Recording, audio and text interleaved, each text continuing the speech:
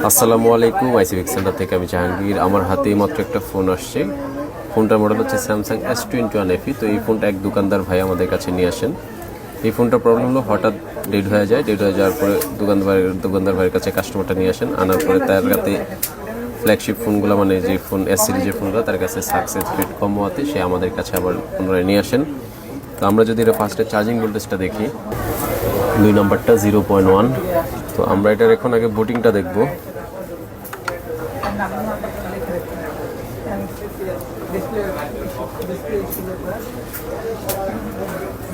12তে উঠে দাঁড়াইছে। তো এটা মূলত সিপিও থেকে প্রবলেম।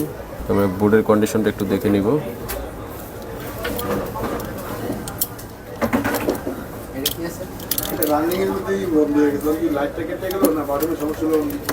হচ্ছে বোর্ডের কন্ডিশন। তো উনি মোটামুটি কাজ করার চেষ্টা করছে, মানে অল্পর ভিতরে যদি হয়ে যেত তো আলহামদুলিল্লাহ। তো এটা আসলে যে প্রবলেম, এটা অল্পতে কোনো কিছু হবে না, এটা প্রসেসর রিবোলিং করতে হয়।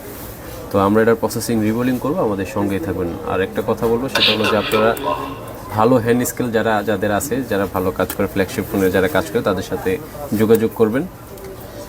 ধন্যবাদ, আমাদের সঙ্গেই থাকবেন, আমরা এটা কাজ করব।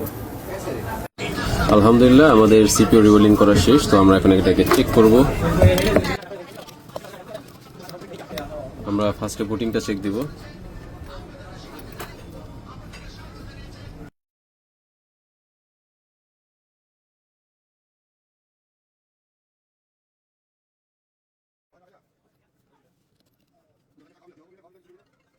আলহামদুলিল্লাহ আমাদের কাজটা সাকসেস। তো আপনারা যারা এরকম ফ্ল্যাগশিপ ফোন যারা ইউজ করেন, স্যামসাং হোক, এমআই হোক অথবা পোকো সিরিজ হোক, তারা অবশ্যই আমাদের সাথে যোগাযোগ করবেন।